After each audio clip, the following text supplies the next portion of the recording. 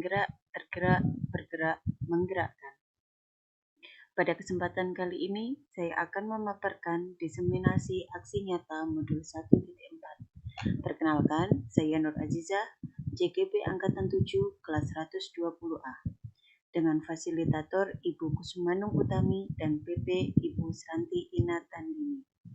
Selamat menyaksikan.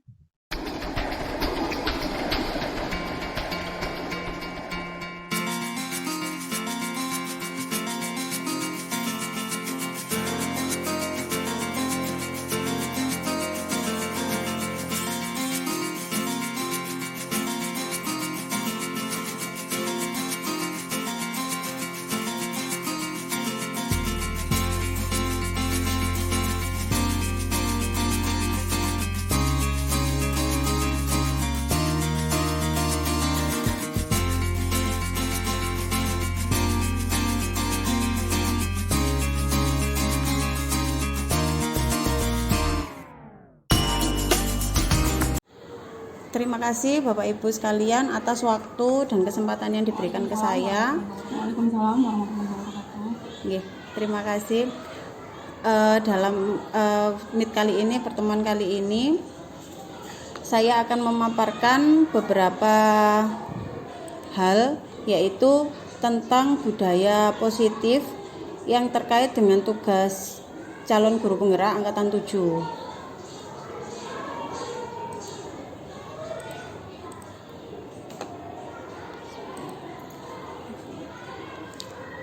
Saya mohon izin membagikan layar dulu nggih Bapak Ibu. Nggih monggo.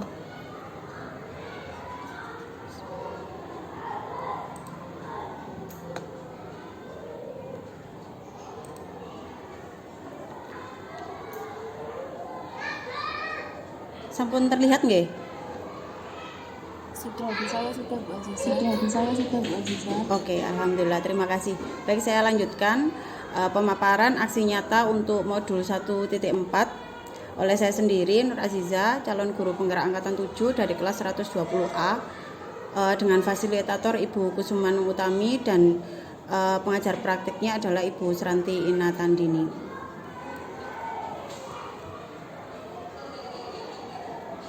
Untuk yang pertama, tentang konsep budaya positif dalam pembelajaran.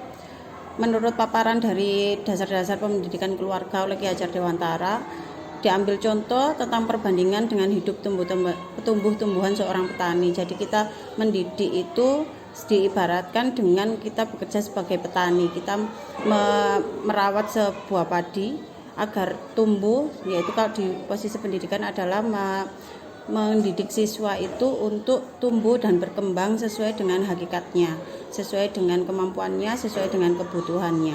Nah, apa yang bisa kita perbaiki? Yang kita perbaiki adalah kondisi tanah. Kondisi tanah dalam hal ini yaitu kita bisa memberikan situasi pembelajaran yang mendukung siswa untuk belajar. Selain itu, kita juga bisa memelihara tanaman padi dengan memberi pupuk atau air. Yang diibaratkan dalam pendidikan itu kita bisa memberikan materi kepada siswa dengan cara-cara yang dipahami siswa dan juga dengan teknik yang bisa menyenangkan siswa atau membuat siswa itu tertarik untuk memahami materi atau konten yang kita jelaskan.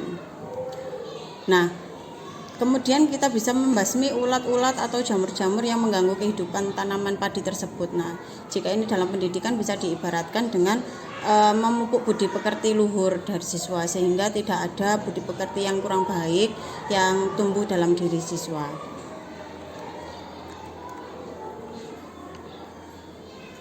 Dengan demikian, salah satu tanggung jawab guru adalah menciptakan satu lingkungan positif yang terdiri dari warga sekolah yang saling mendukung, saling belajar, saling bekerja sama, sehingga tercipta kebiasaan-kebiasaan baik, sehingga dari kebiasaan baik tersebut akan tumbuh karakter baik dari warga sekolah, dan pada akhirnya karakter dan kebiasaan baik tersebut akan membentuk sebuah budaya positif.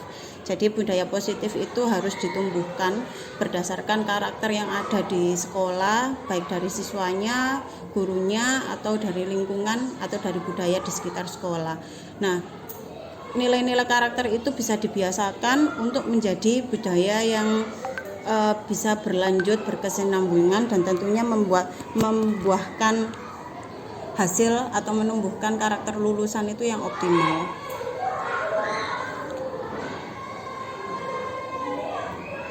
Nah, seberapa pentingnya budaya positif? Budaya positif itu sangat diperlukan agar pembelajaran yang terjadi adalah pembelajaran yang berpihak pada murid, sebagaimana yang terdapat dalam standar proses pendidikan pasal 12, sehingga suasana belajar itu seharusnya atau sebisa mungkin diselenggarakan secara interaktif, inspiratif, menyenangkan, menantang, dan memotivasi peserta didik untuk berpartisipasi aktif dan juga memberi ruang yang cukup bagi prakarsa, kreativitas, dan kemandirian. Ini juga selaras dengan kurikulum Merdeka Belajar, di mana anak-anak memang harus dikembangkan sesuai dengan minatnya, bakatnya, dan juga diberikan pembelajaran sesuai dengan teknik-teknik yang membuat mereka nyaman. Jadi tidak selalu kita membuat pembelajaran itu dengan audio atau dengan visual, perlu juga kita praktik langsung atau melalui studi kasus dan juga yang lain sebagainya. Nah, bagaimana sebuah budaya positif itu diciptakan? Menurut Nur Fasihah, budaya mutu sekolah itu berasal dari perpaduan nilai-nilai keyakinan, pemahaman, dan harapan yang diyakini oleh warga sekolah, serta dijadikan pedoman bagi perilaku dan pemecahan sekolah yang akan dihadapi. Jadi memang harus diawali dengan nilai-nilai yang diyakini atau karakter-karakter yang diyakini. Tidak harus banyak karakter, menurut saya bisa dengan 2 atau 3 nilai yang dipercaya atau diyakini oleh seluruh warga sekolah dan kemudian dijadikan kebiasaan yang berakhir dengan membudaya. Keberhasilan budaya sekolah terletak pada kemampuan pemimpin atau kepala sekolah dalam memanfaatkan seluruh potensi yang ada pada sekolah itu sendiri. Karena memang keberlangsungan sebuah budaya itu juga perlu dukungan, perlu dengan komitmen yang juga berasal dari pimpinan, di mana pimpinan itu kan juga menggerakkan kita semua untuk terus mempertahankan apa yang sudah kita lakukan dan untuk memperbaiki, termasuk untuk mengoreksi jika mungkin ada 1 atau 2 kekurangan. Nah, menurut Said, budaya sekolah itu penting untuk diterapkan di setiap sekolah karena hal itu merupakan identitas sebuah sekolah. Nah, misalkan dengan penerapan 5S atau 6S itu kan juga sebagai identitas sekolah, bisa diawali dengan bisa jadikan sebagai identitas sekolah, atau juga dengan melaksanakan sholat duha rutin itu kan juga bisa dijadikan sebagai sebuah identitas sekolah. Selanjutnya, budaya sekolah merupakan ciri khas suatu lembaga pendidikan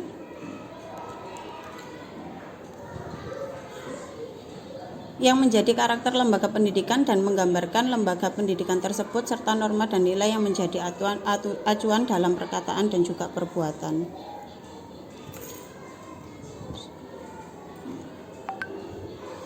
Nah, apa hubungan atau korelasi dari budaya positif dengan proses pembelajaran yang berpihak pada murid? Menurut Irdianti, budaya sekolah tentunya berpengaruh signifikan terhadap kualitas pengajaran dan juga budaya sekolah akan berdampak pada kinerja guru. Jika budaya sekolah yang diciptakan positif, tentu perilaku guru dan seluruh warga sekolah lainnya akan membuahkan hasil yang baik. Namun, jika budaya sekolah cenderung negatif, maka keberhasilan suatu sekolah tidak dapat dipastikan.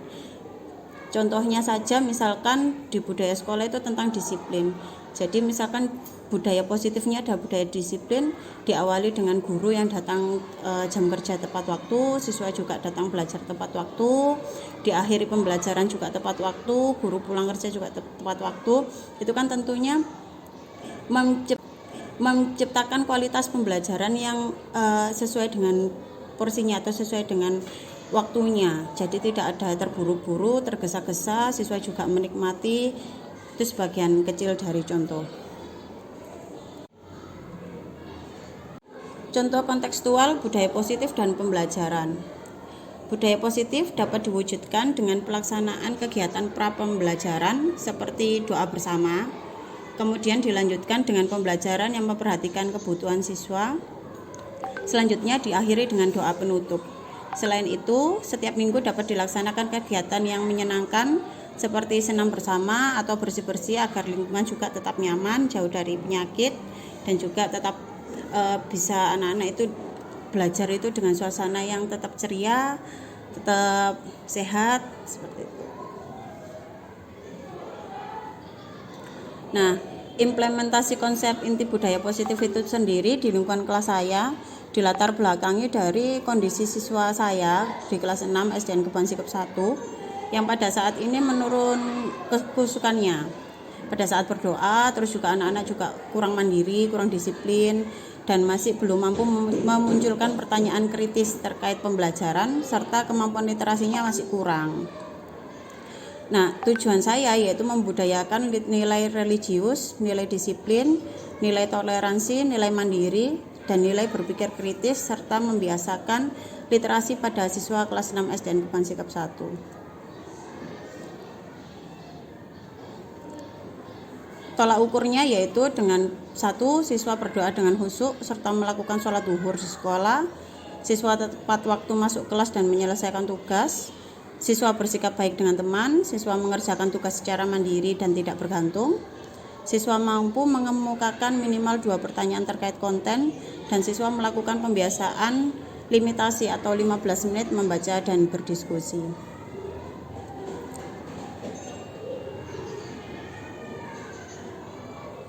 Nah, berikut budaya positif yang sudah kami lakukan dimulai dari siswa datang pagi hari sebelum jam 7, jadi anak-anak sudah mulai datang itu sekitar jam 6.30 sudah mulai banyak yang datang. Kemudian melakukan kegiatan 5S dengan guru. Setelah anak-anak datang, siswa melakukan piket kelas sesuai dengan jadwalnya. Dilanjutkan pada jam 7 tepat. Setelah bel masuk jam 7 tepat, siswa berdoa bersama pada pagi hari dipimpin oleh salah satu siswa lain dari kantor. Jadi memang kami ada speaker yang sudah tersambung ke kelas-kelas. Jadi ada satu orang yang membaca doa, yang lainnya mengikuti di dalam kelas. Selanjutnya dilanjutkan dengan kegiatan limitasi atau 15 menit membaca dan berdiskusi. Siswa melakukan sholat duha sesuai jadwalnya. Jadi misalkan pada hari Rabu, khususnya kalau kelas saya hari Rabu pagi itu kebagian jadwal sholat duha. Selanjutnya siswa mengikuti pembelajaran yang tentunya sesuai dengan kebutuhan siswa. Jadi selama ini saya belajar dengan anak-anak itu memang tidak menggunakan salah satu cara saja. Anak-anak biasanya kadang juga praktek langsung, termasuk penataan tempat duduk, kadang kita kelompok, kadang kita berbaris, tapi kadang juga kita belajar sambil lesehan di lantai begitu Bapak Ibu. Dilanjutkan dengan beristirahat, membeli makanan di kantin. Nah, nanti setelah sampah makanannya ini dipilah. Jadi di depan kelas ada 3 tong khusus untuk anak-anak itu bisa memilah makanan. Jadi di botolnya itu ada tempatnya sendiri, di anorganik, terus bekas makanannya dibuang di yang organik gitu. Dan juga ada sampah khusus yang B3 yang berbahaya. Melanjutkan kegiatan pembelajaran setelah beristirahat. Nah, nanti setengah 12 itu siswa ada yang bertugas untuk adzan. Siswa yang bertugas untuk adzan otomatis menuju kantor dan mengumandangkan adzan.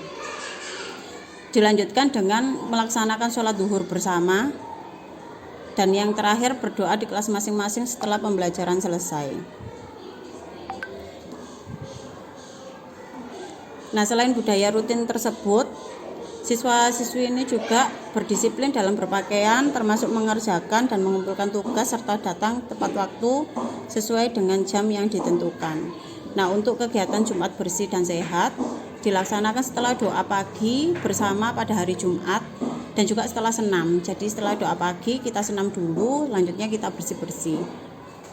Nah, ada juga kebiasaan atau budaya izin ketika meninggalkan kelas. Jadi izinnya memang ini alhamdulillah saya beruntung sekali dari sejak mereka kelas 5 itu ketika berpamitan meninggalkan kelas untuk kamar mandi atau untuk ke toilet cuci tangan seperti itu mereka sopan sekali, karena dari kelas 5 sudah dibiasakan. Jadi berbicara dengan orang tua itu agak menunduk seperti ini, dan ketika masuk pun juga berterima kasih karena sudah diizinkan.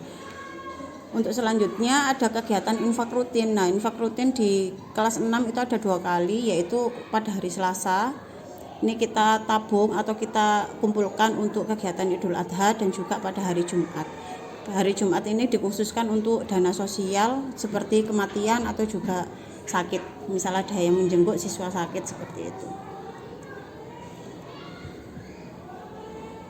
Nah, berikut hasil dokumentasi implementasi konsep inti budaya positif di lingkungan kelas dan juga sekolah. Jadi ini foto kegiatan 5S pada waktu pagi hari. Jadi ada Bapak Ibu guru dan juga siswa bersalaman seperti ini. Kemudian dilanjutkan, ini sebelum bel, anak-anak biasanya jam 7 kurang 2 menit atau 3 menit sudah baris seperti ini. Disiapkan oleh ketua kelas, baru setelah itu masuk.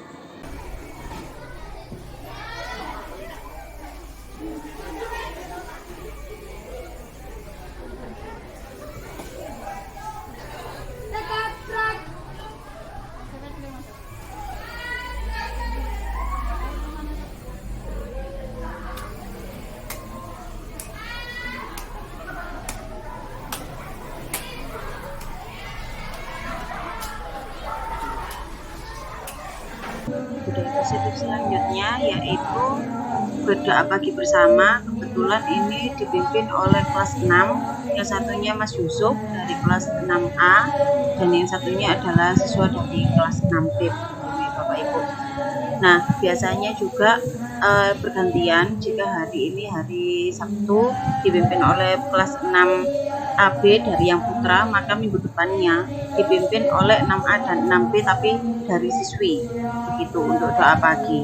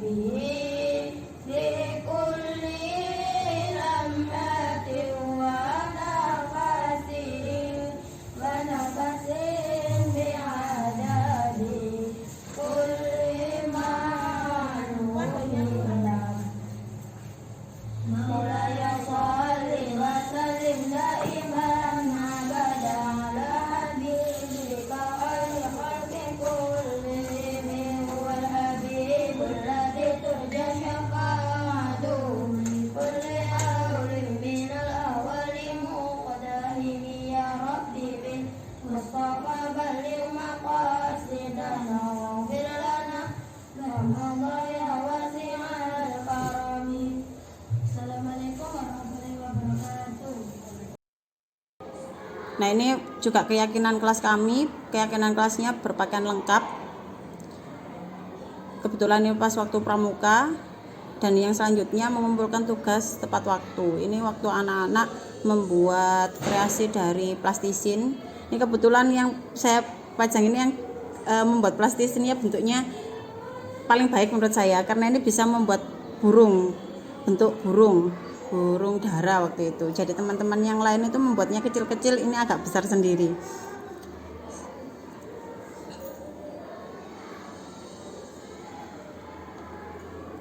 Nah, ini selanjutnya keyakinan kelas bekerja secara mandiri. Jadi ini terbiasa mengerjakan tugas, kalau itu memang tugas untuk dirinya ya dikerjakan sendiri tanpa bergantung dengan teman. Yang di sebelah paling kiri ini mengisi isian, yang waktu yang tengah ini mereka membuat rangkaian untuk magnet elektromagnetik waktu itu. Jadi memang pas di hari Selasa kita lakukan pembelajarannya itu dengan lesehan, dengan prakteknya membuat elektromagnetik. Jadi semuanya baik itu perempuan, laki-laki membuat sendiri. Jadi tidak menggantungkan hanya pada yang putra saja yang membuat, tapi kita semuanya membuat bersama.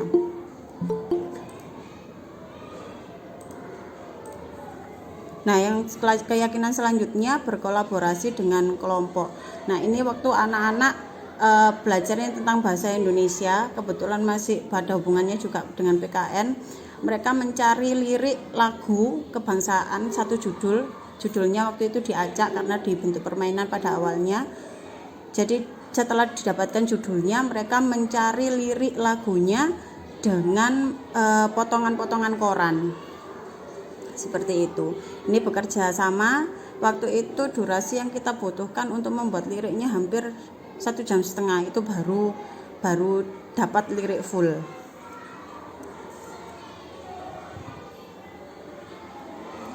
Nah, keyakinan kelas selanjutnya yaitu menjaga kebersihan kelas. Seperti sekolah pada umumnya tetap ada piket pada pagi hari, tapi juga ada piket pada siang hari kalau di kami. Jadi setelah anak-anak pulang itu adalah jatahnya piket untuk hari selanjutnya. Jadi ketika selesai berdoa pulang, kursi semuanya dinaikkan. Nah, yang piket bertugas untuk membersihkan.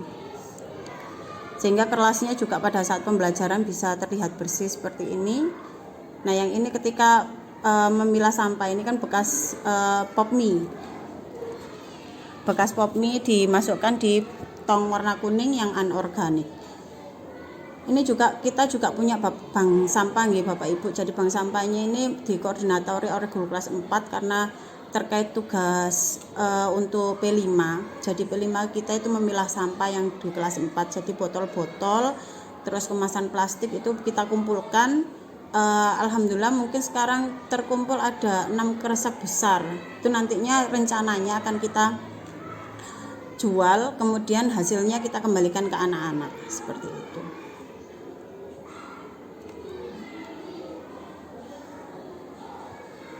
Nah, ini contoh ketika anak-anak meminta izin.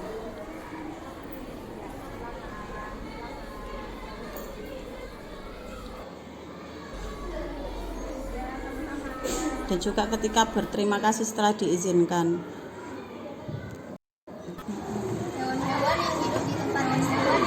Nah, ini untuk tugas limitasi. Mohon maaf, bukan tugas, kegiatan limitasi.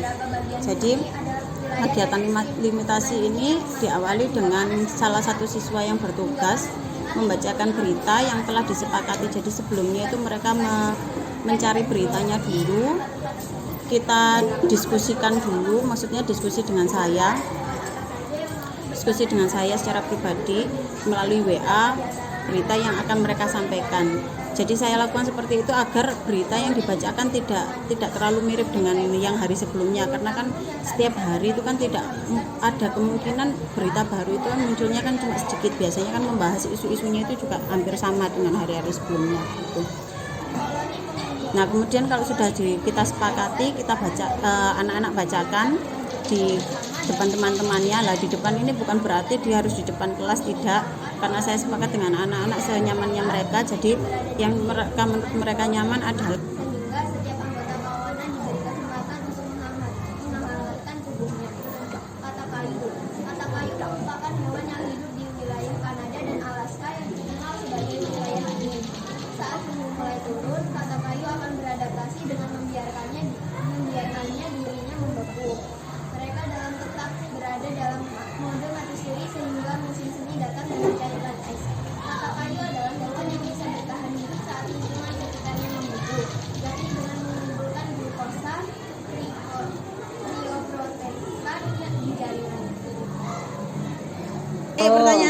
dari deretannya Dwi. Nah ini setelah teman-temannya membacakan beritanya, siswa itu saling bertanya jawab secara bergantian. Tapi sebelumnya saya mohon maaf ya Bapak Ibu, Apa yang barangkali suara terjadi saya terlalu jika suhu cempreng karena menjadi waktu itu saya panas merekamnya kan bagi saya sendiri yang merekam sehingga lebih hewan dekat yang suara itu lebih dekat ke beradaptasi saya begitu. di cuaca dingin? Nah, Jadi maksudnya ini biasanya untuk hewan itu di kegiatan tempat ini yang dingin anak-anak gitu memang, kan. Terus nek tiba-tiba suhunya panas sekali itu apa yang pertanyaannya terjadi? itu memang satu Apa kelompok kira-kira itu yang hanya terjadi? satu, jadi bergantian nanti per kelompoknya atau per deretnya. Bisa saja hewannya mati. Setelah itu ditanggapi oleh yang biasanya pembaca berita penguin, tadi. penguin. Kenapa kok penguin tidak ada di tempat kita? Karena tempat tinggalnya di daerah dingin. Kalau di sini kan panas ya. Bisa dia mati kan? Nah, bisa dia mati. Ayo lanjut, Dwi. Deretannya siapa? Masih ada deretannya Safira sama Ratu. Oh, Ratu. Yuk, apa Sob? Kenapa unta bisa hidup di gurun yang panas? Kenapa unta bisa hidup di gurun yang panas? Karena menurut bacaan tadi gimana? Unta bisa hidup di gurun yang panas karena apa tadi? Dia bisa bertahan berapa lama tanpa air tadi? Seminggu lebih bisa bertahan tanpa air. Unta itu punya bulu mata yang panjang, kayak menghalau apa? Debu gurun ya. Terus dia bulunya juga kan tebal. Terus yang dipunuk ini kan jaringan lemak ya, yang bisa memungkinkan dia bertahan di gurun. Yuk, Saf, deretanmu Saf. Apa itu hewan jerboa? Apa itu hewan jerboa? Jerboa itu tadi hewan pengerat ya. Kalau hewan pengerat itu berarti sejenis apa? Apa hewan pengerat di sini? Apa hewan pengerat yang ada di sekitar kalian? Pengerat itu yang senengane ngripisi. Sejenis tikus. Tapi tikus kalau di daerah gurun berarti tikus apa namanya? Tikus gurun. Ya. Ayo balik ke deretannya Dwi. Satu pertanyaan lagi. Ayo, Ca. Ayo. Satu pertanyaan lagi.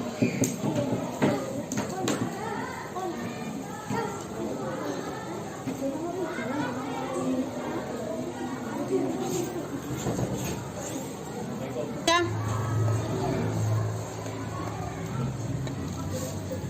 Ayo, Ca.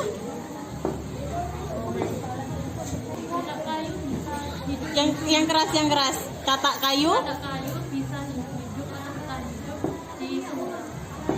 Bisa hidup atau bertahan hidup di suhu berapa kata kayu?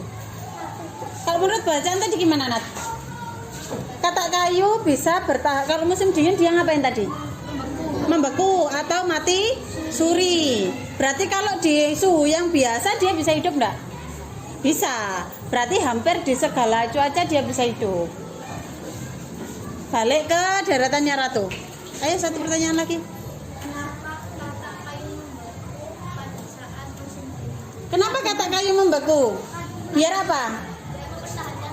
Untuk mempertahankan dirinya, biar gak mati dianya. Jadi mati suri.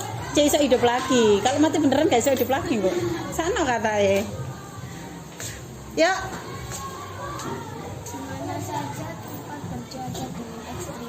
Di mana saja ada tempat bercuaca dingin ekstrim. Salah satunya di mana?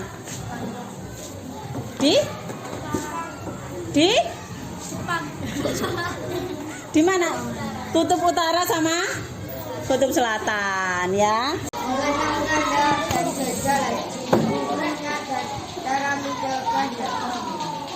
Biasanya dokter akan menganjurkan beberapa langkah berikut untuk mengatasi gejalanya. Beristirahat yang banyak, minum cairan untuk mencegah dehidrasi, minum obat seperti acetaminophen atau paracetamol untuk mengurangi demam dan nyeri. Jangan minum aspirin dan obat anti-inflamasi non-steroid lainnya. Seperti itu setidaknya teknisnya untuk kegiatan limitasi di kelas ya, jadi ketika dari satu deret itu dilempar ke deret yang lain bergiliran untuk memberikan pertanyaan begitu.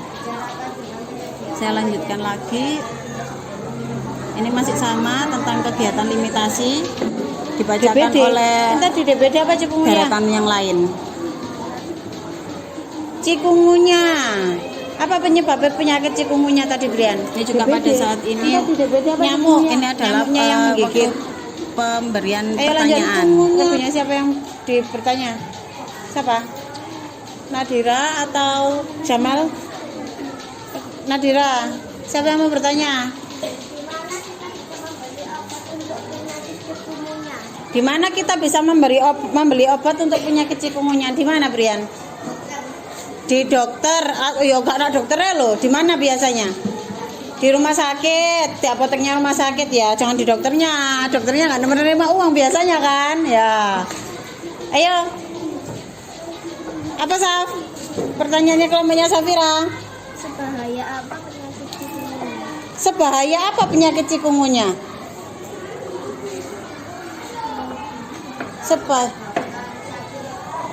Bisa menyebabkan sakit jelas. Tapi sakitnya yang kayak gimana sebenarnya? Ada demamnya, panas.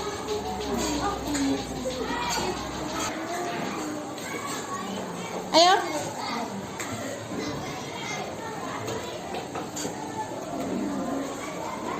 Ganti ke kelompoknya. Ayo, Ta.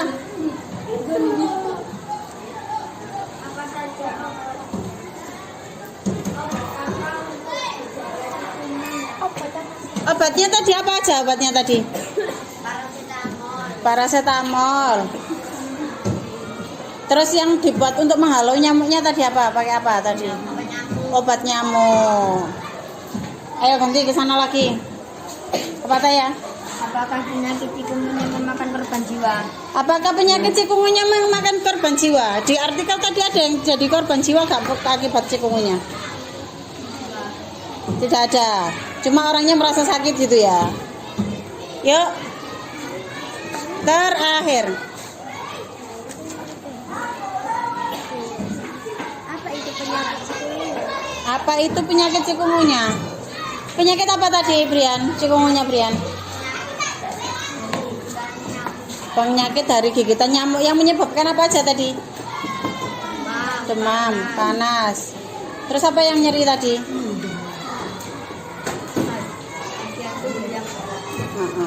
Lanjutkan untuk kegiatan pembelajaran berpihak pada murid. Jadi ini dokumentasi beberapa pembelajaran yang kami lakukan di dalam kelas 6A. Jadi ini yang di sebelah kiri ini anak-anak presentasi. Presentasinya itu saya bantu untuk tampilan di layarnya. Nah, tapi untuk bahan presentasinya ini mereka membuat sendiri. Seperti yang dipegang ini kertas ini dari 4 kertas HVS yang dijadikan satu. Nah, diisi dari dengan gambar-gambar sesuai dengan materi mereka. Jadi mereka menempel sendiri, mencari gambar sendiri dan juga ditulisi sendiri. Gambarnya ini kemudian saya bantu foto, kemudian saya bantu untuk share ke teman-temannya. Nah, kalau sebelah kanan ini waktu ini percobaan tentang gerhana ini. Kebetulan materi kita mampatkan karena juga kita persiapan untuk penilaian akhir tahun untuk kelas 6 gitu. Nah, selain itu juga ada pada saat pembelajaran yang sebelah kiri ini mereka mencari pi waktu itu. Jadi diukur benda-benda yang punya keliling lingkaran. Nah, kebetulan ini ada yang mengukur kelilingnya batang pakis waktu itu. Nah, yang di tengah ini kegiatan pembelajaran dengan Canva. Jadi waktu itu kita dengan Canva itu sempat membuat poster dan juga sempat membuat CV atau daftar riwayat hidup. Begitu. Nah, yang di sebelah kanan sendiri ini waktu kita mengadakan bazar makanan atau persiapan untuk pameran wirausaha.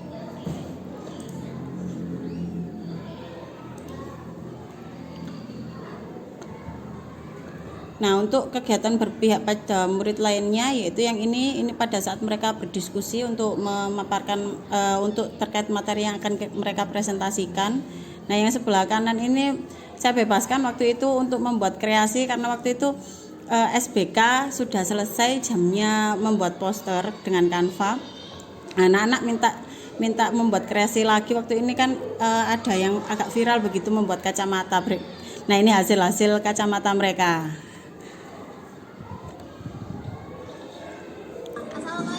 Nah, ini kegiatan yang lain. Ini yang di sebelah kiri kita mencari kosakata waktu itu.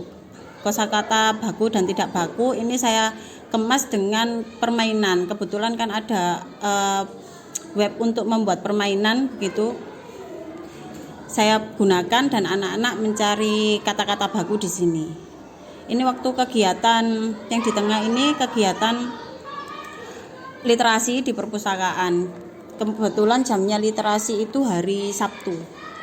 Nah, yang di sebelah kanan sendiri ini dokumentasi ketika anak-anak mengiklankan barang-barang yang mereka anggap penting.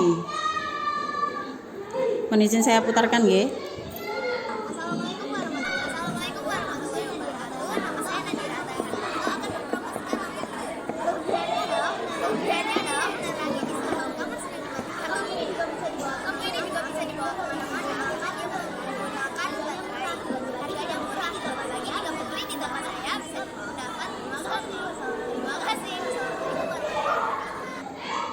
Jadi anak-anak membuat video ini untuk digunakan mengiklankan atau mempromosikan barang-barang khas mereka kepada teman yang lain begitu.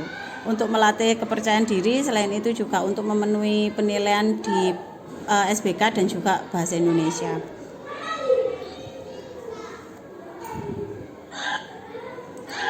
Nah, ini yang di sebelah kiri ini waktu kita menentukan konten materi apa saja yang akan kita bahas. Jadi ada perwakilan setiap kelompok yang saya bagikan materinya.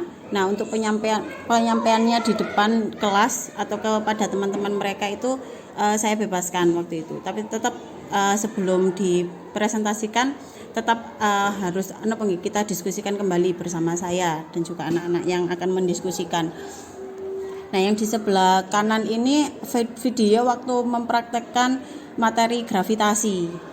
Jadi anak-anak bersama-sama melemparkan barang yang mereka pegang ke atas yang nantinya juga akan turun ke bawah. Begini aja kalau pada murid saya itu alhamdulillah mereka sudah senang.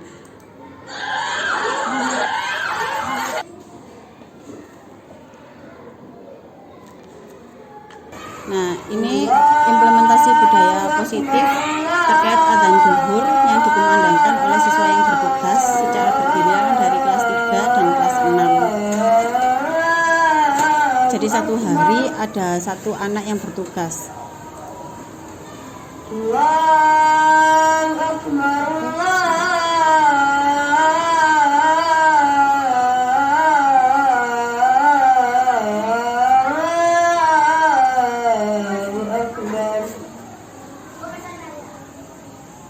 Asyhadu an la ilaha illallah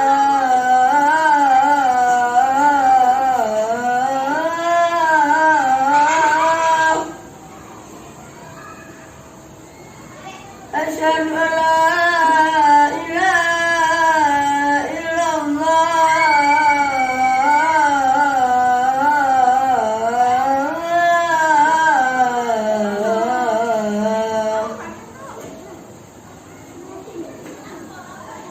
asyhadu anna Muhammadan Rasulullah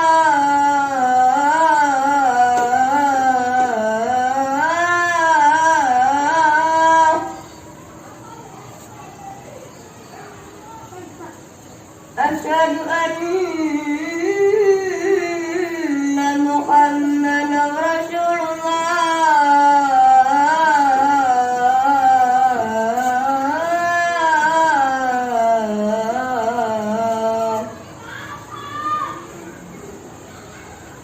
hayya 'alas shalah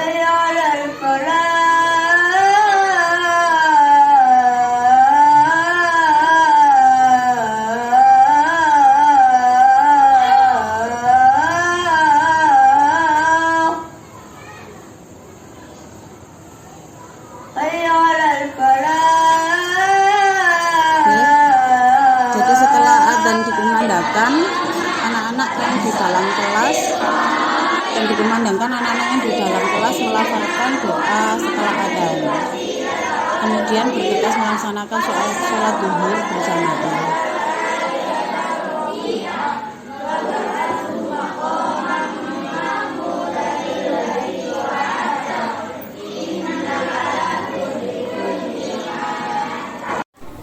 Sesuai dengan dokumentasi yang saya sertakan. Nah, berikut dokumentasi untuk kegiatan infak. Nominalnya tidak terikat, sesuai dengan kemampuan dan jumlah perolehan total selalu dilaporkan oleh guru PAI. Gitu. Jadi tidak ada yang narii secara langsung, tapi kotaknya yang berpindah dari satu siswa ke siswa yang lain. Gitu, Bapak Ibu. Nah, berikut dokumentasi untuk sholat duha dan sholat duhur berjamaah. Kebetulan yang di sebelah paling kiri ini adalah sholat duha dari kelas 2. Nah, yang di sebelah yang bawahnya ini adalah sholat duhur di kelas 6. Mohon maaf karena memang kelas 6 kami itu siswanya laki-laki memang sedikit, yang paling banyak adalah yang putri.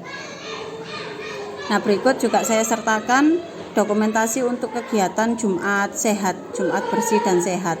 Jadi dari senam dulu, kemudian dilanjutkan membersihkan. Kebetulan waktu ini adalah membersihkan taman, tapi kita juga melakukan pembersihan, kadang juga kita membersihkan gudang atau bersama-sama membersihkan ruangan UKS begitu, atau ruangan perpus, dan juga kadang kita juga membersihkan kamar mandi bersama-sama sesuai dengan jadwalnya. Jadwalnya ini yang membuat adalah guru PJOK, jadi kita bersama-sama berkolaborasi untuk menyusun kegiatan Jumat bersih dan sehat ini.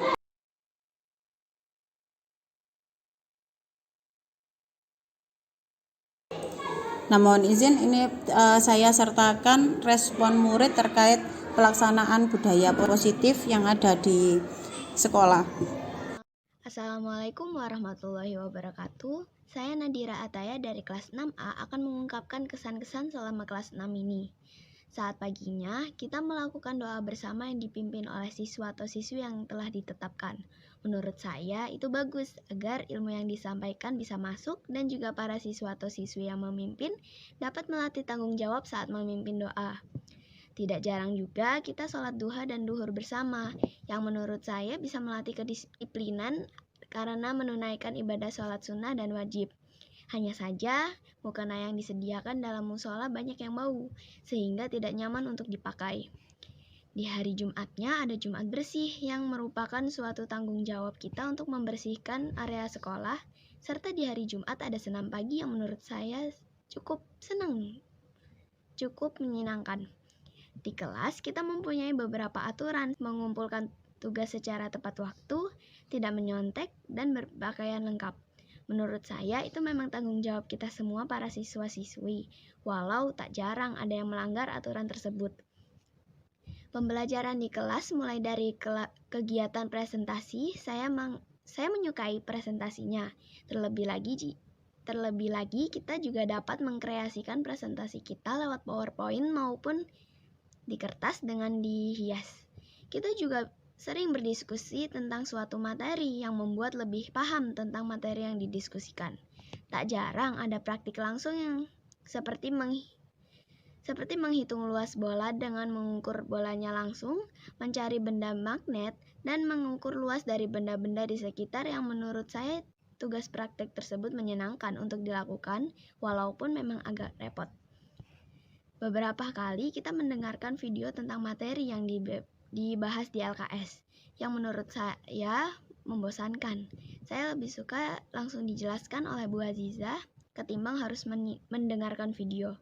Sekian ungkapan perasaan saya di saat Kebetulan yang si siswa ini yang Nadira ini memang kurang suka dengan video, karena menurut Nadira lebih suka dijelaskan langsung atau dibuktikan begitu. Assalamualaikum warahmatullahi wabarakatuh. Halo teman-teman. Dua murid lainnya. Perkenalkan, nama saya Yusuf Iqbal Rashid dari SDN Kebon Sikep 1. Saya mau menjelaskan tentang kegiatan yang ada di SDN Kebon Sikep 1 ini. Yang pertama, tentang kebersihan. Di sekolah saya, SDN Kebon Sikep 1, lingkungannya sangat bersih, terutama kamar mandinya. Bersih sekali. Karena kebersihan sebagian dari iman. Yang kedua, ekstrakurikulernya. Ada patrol, banjari, tari, dan pramuka. Yang ketiga, kalau di sekolah saya, kalau berkumandang azan duhur, semua siswa sholat di musola SDN Kebon Sikep 1. Dan bukan itu juga, setiap minggu ada istighosa bersama. Yang keempat, kalau di kelas saya, kalau tidak memakai atribut yang lengkap, contohnya dasi, sabuk, seperti kaos kaki, ya itulah contohnya. Kalau tidak memakai atribut yang lengkap, membayar denda Rp1.000. Untuk apa ya uangnya itu nanti? Untuk membeli tisu. Demikianlah yang dapat saya sampaikan. Mohon maaf segala khilaf, tolong dimaafkan. Wassalamualaikum warahmatullahi wabarakatuh. Assalamualaikum warahmatullahi wabarakatuh. Perkenalkan, nama saya Vika Wardatul Janah dari kelas 6A. Kali ini saya akan mengungkapkan perasaan saya terhadap kegiatan di sekolah, peraturan di kelas, dan pembelajaran di kelas. Pertama-tama yaitu kegiatan sekolah pada pagi hari.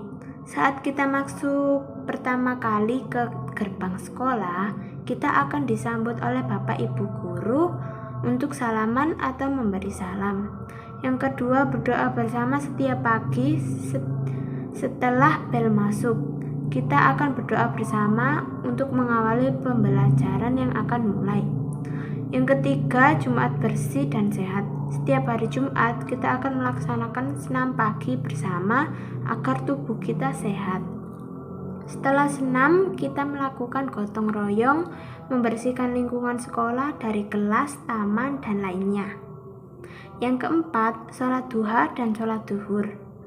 Sholat duha dilaksanakan sesudah berdoa dan sebelum melakukan pembelajaran. Sholat duhur dilakukan pada jam 12 waktu istirahat kedua.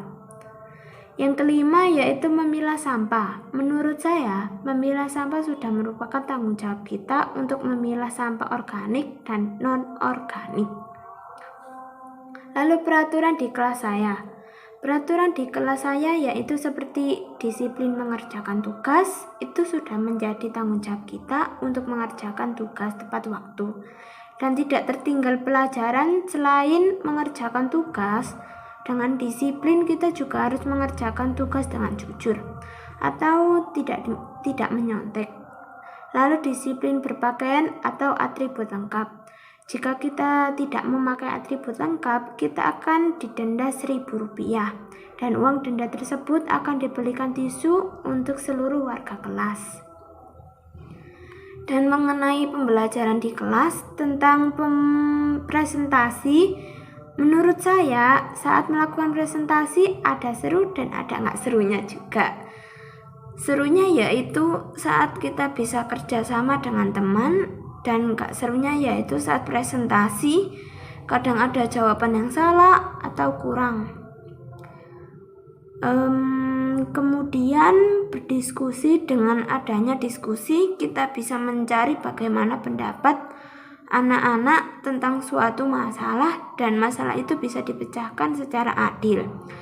Seperti kegiatan presentasi dengan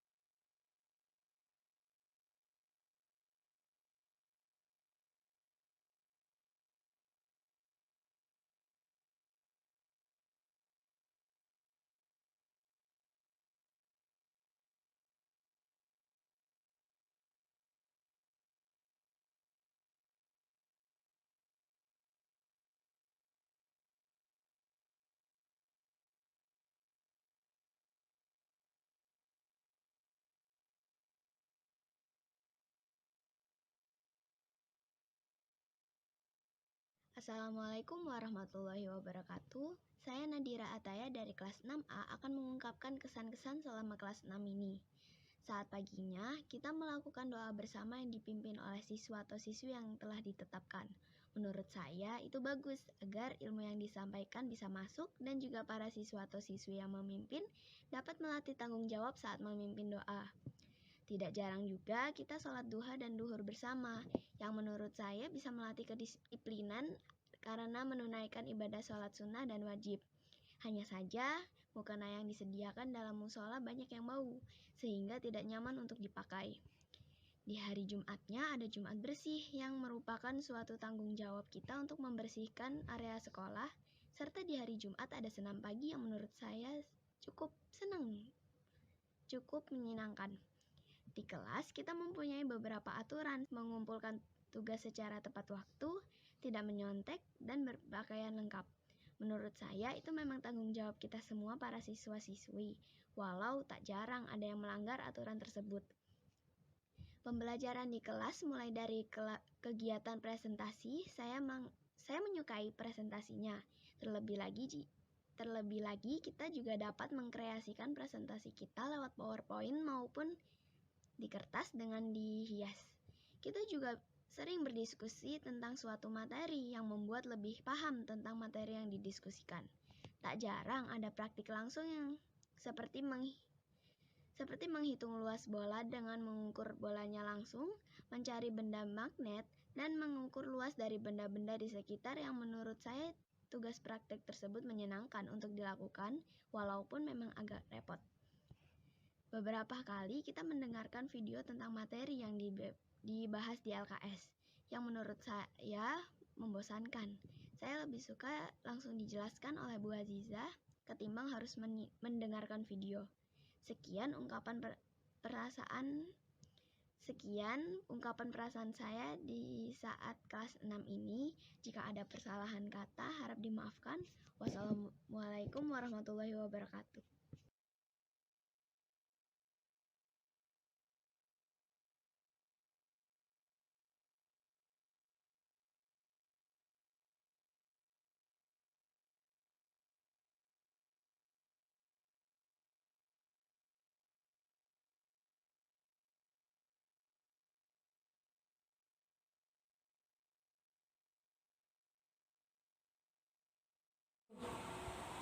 Assalamualaikum warahmatullahi wabarakatuh. Halo teman-teman. Perkenalkan, nama saya Yusuf Iqbal Rashid dari SDN Kebon Sikep 1. Saya mau menjelaskan tentang kegiatan yang ada di SDN Kebon Sikep 1 ini. Yang pertama, tentang kebersihan. Di sekolah saya, SDN Kebon Sikep 1, lingkungannya sangat bersih, terutama kamar mandinya. Bersih sekali. Karena kebersihan sebagian dari iman. Yang kedua, ekstrakurikulernya. Ada patrol, banjari, tari, dan pramuka.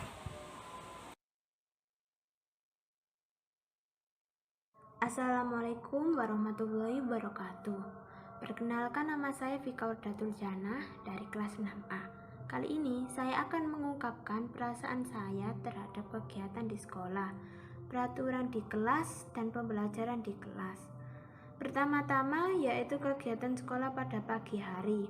Saat kita masuk pertama kali ke gerbang sekolah, kita akan disambut oleh Bapak Ibu Guru untuk salaman atau memberi salam. Yang kedua, berdoa bersama setiap pagi setelah bel masuk. Kita akan berdoa bersama untuk mengawali pembelajaran yang akan mulai. Yang ketiga, Jumat bersih. Baik, saya lanjutkan ya Bapak Ibu. Nah, refleksi diri saya selaku CKIP terkait budaya positif. Yang pertama tentu saya merasa senang karena rekan, siswa, dan juga diri saya sendiri ternyata kita semua itu mampu, kita di SDN Kebon Sikep 1 ini mampu melakukan atau menjaga budaya positif yang ada di lingkungan sekolah. Karena beberapa budaya ini sudah kita lakukan sejak lama, dari tahun saya di sini itu 2014 itu budaya bersalaman yang 5S itu sudah kita lakukan, Jumat bersih itu juga sudah kita lakukan. Nah yang baru itu mungkin sholat duha dan zuhur itu baru, adzan itu juga baru, terus yang limitasi itu juga baru. Nah tentunya dukungan penuh yang diberikan oleh kepala sekolah itu juga luar biasa, terlebih juga dukungan dari wali murid. Nah, beberapa budaya positif yang ada itu merupakan kebiasaan khas yang dimunculkan dan digiatkan kembali, kemudian dijaga keterlaksanaannya, yang tentunya semua itu tidak akan terwujud tanpa adanya sinergitas dari seluruh warga sekolah. Jadi saya sangat berterima kasih sekali dengan teman-teman dan rekan-rekan saya, termasuk juga dengan siswa saya. Nah, rencana perbaikan menurut saya yaitu yang pertama terus menjaga pelaksanaan budaya positif yang sudah ada, kemudian memberikan contoh yang lebih baik lagi kepada siswa, dan bersama dengan rekan sejawat untuk lebih sering melakukan kontrol sarana dan prasarana, karena ada respon dari siswa tadi bahwa untuk kebersihan mukena waktu itu. Dan yang selanjutnya kita coba realisasikan kegiatan budaya positif yang lain seperti kita agendakan membaca juz 30 di pagi hari begitu.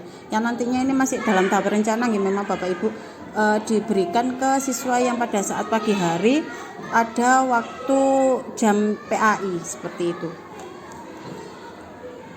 Sekian, terima kasih.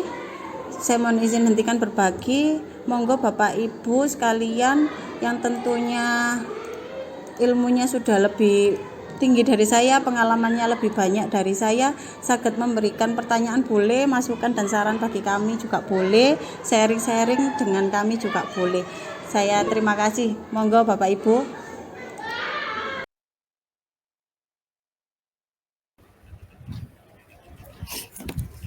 Terima kasih Bu Aziza atas waktunya yang diberikan kepada saya.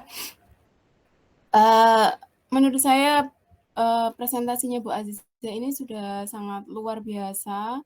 Banyak hal yang saya pelajari juga dari yang ditampilkan tadi. Jadinya tampilan-tampilan itu menurut saya memang sudah bagus sekali. Tapi yang perlu saya tanyakan di sini, kira-kira yang terjadi di sana itu kendalanya apa saja? Jadi misalkan nanti saya mengambil atau mengadopsi hal-hal yang sudah diterapkan dari Bu Aziza, saya bisa mencegahnya dari awal gitu. Terima kasih Bu Aziza. Siap, terima kasih banyak Bu Nurin atas tanggapannya. Jadi kendala utama menurut saya itu yang di kegiatan limitasi, karena ini memang baru kita giatkan itu 1 bulan terakhir sepertinya. Nah di awal itu untuk kegiatan limitasi itu kan membiasakan anak-anak bertanya. Nah bertanya itu mereka susah sekali, mau memunculkan pertanyaan itu susah sekali, sampai terkadang saya yang memaksa mereka bertanya, sedikit memaksa dengan saya minta mereka itu menyiapkan pertanyaan dengan patokan yang 5W1H itu. Jadi berdasarkan teks mereka mencari 5W1H itu pada awal pelaksanaan yang limitasi. Nah yang kemudian berangsur akhirnya karena mereka sudah terbiasa mencari pertanyaan berdasarkan konten, itu akhirnya mereka tumbuh inisiatifnya yang untuk bertanya, menanyakan apa yang mereka pikirkan. Jadi sudah di akhir-akhir pelaksanaan yang kemarin itu, kebiasaan yang kita lakukan kemarin itu limitasi, mereka sudah langsung tanggap setelah dibacakan, sudah langsung ada yang memberikan pertanyaan. Nah hambatan yang kedua itu ini waktu mereka merespon pertanyaan dari teman, itu juga kan kadang kalau pertanyaannya dirasa itu kurang bahasanya mungkin kurang bisa dipahami, itu kan akhirnya menimbulkan penjabaran atau jawaban yang sedikit kurang tepat begitu. Lah itu akhirnya kita perbaiki lagi akhirnya karena kebiasaan mereka cepat meresponnya seperti yang ada di video tadi. Begitu Ibu, terima kasih. Monggo Bapak Ibu yang lain.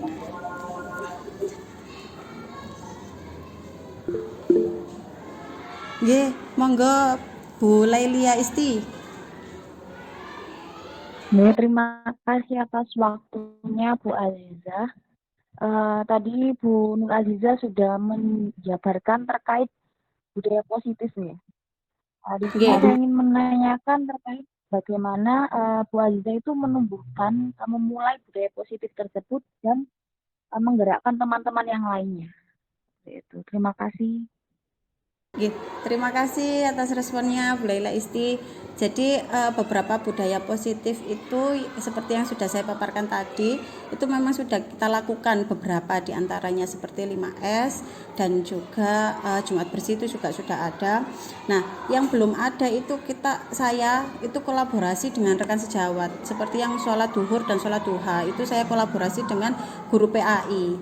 Nah, awalnya memang agak berat karena kadang kan siswa itu ketika di awal-awal itu kan ada yang tidak membawa mukena, yang kesusahan kan kadang membawa mukenahnya itu karena sering lupa. Dan juga musola kita itu yang katakan belum memadai seperti itu. Nah, selain kolaborasi dengan rekan sejawat, tentunya juga saya mohon dukungan juga waktu itu dengan Ibu Kepala Sekolah, terutama untuk yang kegiatan limitasi, karena kegiatan ini kan benar-benar baru nggih untuk anak-anak juga, dan Bapak Ibu yang lain juga kan mungkin belum terbiasa untuk membantu siswa mencari konten materi yang yang bisa dibahas pada hari itu yang menarik.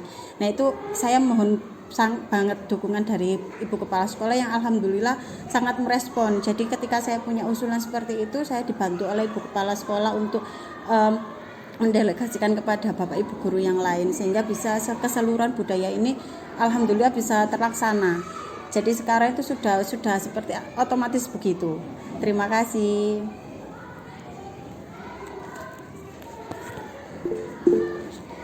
Oke, monggo Bu Nurul Dwi Oktaviana. Terima kasih atas waktunya Bu Aziza. Jadi mohon izin untuk bertanya. Tadi kan Bu Aziza sudah menjelaskan, sudah menyampaikan bagaimana cara pengimplementasian budaya untuk karakter juga untuk anak-anak yang beragama Muslim gitu. Jadi untuk pembiasaan sholat duha, kemudian adzan dan lain sebagainya. Jadi pertanyaan saya bagaimana kalau untuk anak non Muslim. Jadi kalau mungkin kan pasti ada 1-2 anak yang beragama non Muslim, bagaimana cara pengimplementasian kegiatan yang lain. Jadi mungkin apakah ketika teman-temannya sholat duha, terus teman yang beragama non Muslim ini dituntun untuk membaca literasi atau bagaimana seperti itu Bu Aziza. Terima kasih. Siap, terima kasih juga atas pertanyaannya. Ya, memang kebetulan ada satu siswa saya itu yang non Muslim baru saja pindah ke non Muslim karena ada beberapa faktor. Itu baru 1 bulan, bukan 1 bulan, 2 minggu ini itu baru pindah ke Nasrani memang. Nah, itu memang kita kerjasama juga dengan, akhirnya kita menjalin kerjasama dengan gereja atau salah satu guru GPK, bukan GPK, guru Nasrani dari rekan saya dari guru kelas 4 itu kan punya rekan guru Nasrani. Nah, itu kita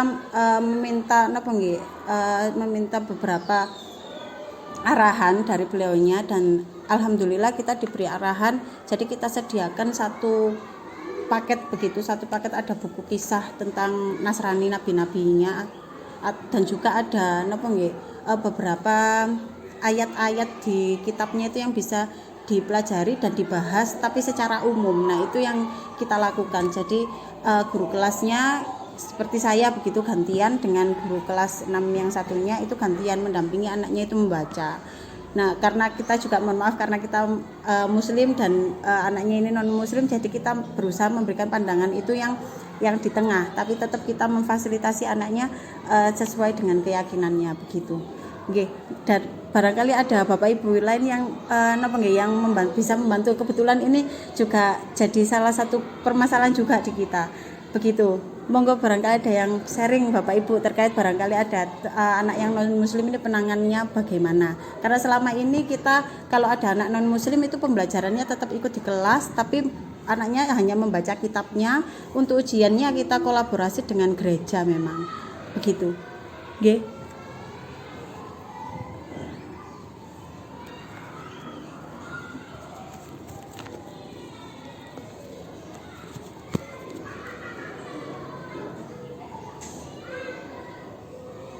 Sampun Bu Nurul, pemaparan dari saya pripun?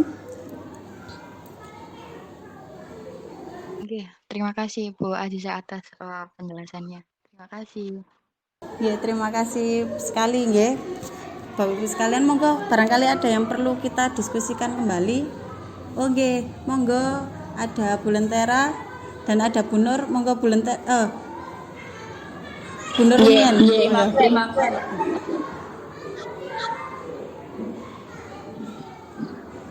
Assalamualaikum warahmatullahi wabarakatuh. Terima kasih Bu Aziza.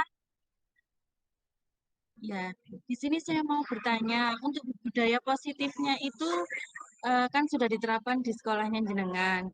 Saya mau bertanya dalam bentuk literasinya itu apa digunakan dalam 1 minggu sekali atau bagaimana? Dan bagaimana cara menumbuhkan anak bahwa dia itu suka membaca dan diwajibkan untuk berliterasi itu bagaimana?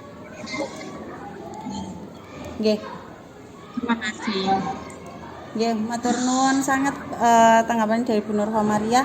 Nggih, alhamdulillah Bu, kita punya pustakawan khusus memang yang bertugas di perpustakaan, sehingga ada jadwal khusus literasi memang di sekolah kita itu 1 jam, tapi bukan 1 jam pembelajaran Bu, memang 1 jam yang seharusnya memang ada di luar jam pembelajaran. Jadi setiap 1 minggu sekali itu memang ada 1 jam khusus. Jadi hari Senin itu kelas 1, kelas 2-nya itu hari Rabu, kelas 3-nya hari Kamis, kelas 4 itu hari Selasa, dan kebetulan kalau kelas 6 itu hari Sabtu Bu. Jadi memang dilayani khusus oleh pustakawan begitu. Nah, untuk menumbuhkan minat baca anak itu memang susah pada awalnya Ibu, saya akui susah, tapi kita akhirnya berinisiatif untuk memberikan penghargaan. Jadi setiap 1 bulan sekali itu akan dibacakan rekapan kelas yang meminjam buku terbanyak. Terus juga ada nominasi untuk infak terbanyak. Nah, itu memang kita lakukan semata untuk agar anak-anak itu lebih semangat lagi untuk membaca, meminjam buku seperti itu. Nah, terlepas dari itu Ibu, buku-buku yang dibaca oleh anak-anak itu juga ketika dipinjam, biasanya di akhir pekan kan minjam yang kelas 6. Nah, di hari Senin itu saya pribadi menanyakan kepada anak-anak, bukunya isinya apa, kita sharing tentang isi buku itu. Jadi anak-anak juga kita kontrol apakah benar buku itu dibaca atau tidak gitu. Dan alhamdulillah responnya ibu kepala sekolah juga luar biasa. Jadi di beberapa waktu itu beliau memberikan reward khusus memang kepada siswa. Terima kasih penjelasannya. Assalamualaikum. Waalaikumsalam. Monggo Mbak Lentera atau Ibu Lentera. Nggih, terima kasih Bu Aziza. Saya mau tanya, tadi kan sudah dipaparkan berbagai budaya-budaya positif.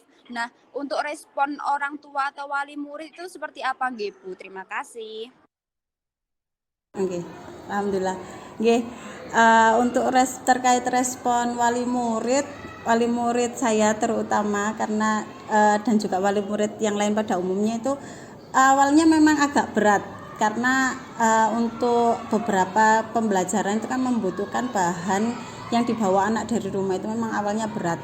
Tapi dengan dari cerita-cerita anak yang mereka sampaikan setelah pembelajaran dilaksanakan, akhirnya kan orang tua merasa puas dengan apa yang sekolah lakukan. Dan alhamdulillah dukungan dari komite itu juga sangat membantu kami, komite sekolah membantu kami untuk memberikan pemahaman kepada wali murid, dan juga ada paguyuban juga yang membantu mengkoordinir beberapa kegiatan yang memang kita butuh bantuan dengan wali murid untuk pengadaan beberapa barang. Contohnya ketika kita melakukan Jumat bersih, membersihkan taman, memperbaiki taman, itu kan kita butuh bunga seperti itu. Nah, itu paguyuban yang mengkoordinir, dan alhamdulillah responnya positif begitu, karena memang apa yang kita diberikan oleh beliau-beliaunya itu kita rawat, dan kita juga untuk siswa-siswi itu juga kualitas nggih, kalau kualitas apa yang mereka didapatkan oleh siswa dalam pembelajaran itu juga bagi beliau-beliaunya itu sudah luar biasa. Termasuk kebiasaan yang kita lakukan itu juga sangat membantu beliaunya untuk menanamkan kesopanan, sopan santun, disiplin itu juga. Begitu. Terima kasih.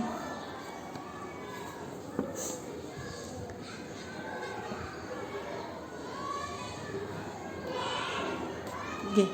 Monggo Bu Ria. Terima kasih apresiasi yang bagus buat Nur Aziza atas presentasinya yang luar biasa. Begini Bu Aziza, sedikit bertanya. Ada nggak nih tolok ukurnya atau kriterianya bahwa budaya positif itu sudah menjadi pembiasaan agar menjadi kebiasaan yang konsisten atau bagaimana begitu? Mungkin itu saja Bu Aziza, mohon penjelasannya. Terima kasih. Biar jadi referensi di tempat saya. Oke, terima kasih Bu Ria. Jadi bagi kami tolak ukurnya keberhasilannya itu adalah ketika melihat siswa-siswi kita melakukan budaya-budaya atau kegiatan yang saya paparkan tadi itu hampir tidak ada tidak ada mengingatkan kembali. Jadi pagi itu sudah otomatis anak-anak datang salaman. Yang adzan yang doa pagi itu sudah langsung datang ke kantor gitu. Nah, yang adzan juga langsung ke kantor. Nah, yang sholat duha itu juga langsung otomatis berangkat. Itu bagi kami itu tolak ukur yang secara non formal yang bisa dilihat itu dari situ. Nah, tapi kita juga punya beberapa buku Bu memang. Jadi dari upacara itu ada koordinatornya Pak Farid memang. Jadi beliau juga mempunyai catatan-catatan pelaksanaan upacara seperti itu, dan juga termasuk kegiatan UKS yang terkait dengan Jumat bersih, dan juga senamnya itu ada Pak Herman, beliau yang membantu kami untuk mengevaluasi kegiatan dan juga memonitoring kegiatannya. Nah, untuk yang kegiatan keagamaan itu beliau guru PAI itu juga sangat luar biasa membantu kami untuk controlling. Jadi anak-anak sudah waktunya itu kalau mereka beberapa menit pelaksanaan belum muncul itu beliau yang serta-merta langsung menghubungi si anak. Tapi alhamdulillah kalau sekarang itu sudah langsung datang anaknya Bu, langsung adzan begitu, dan itu sudah luar biasa membahagiakan bagi kami. Jadi dari buktinya itu dari sikapnya anak-anak, dan bukti fisiknya itu dari buku yang kita punya. Nggih, yang membantu untuk akreditasi tahun ini. Alhamdulillah. Nggih. Memang harus ada kolaborasi super tim yang luar biasa. Nggih, harus ada Bu. Kalau saya sendirian tidak mampu, saya rekan-rekan saya yang luar biasa Bu. Ya, terima kasih. Nah, akan kami jadikan referensi setelah kami. Oke, terima kasih banyak. Moga Bapak Ibu masih ada yang perlu kita diskusikan lagi. Napa sampun cekap? Saya khawatir karena sudah jam makan siang ini, barangkali mengganggu kegiatan Bapak Ibu selanjutnya.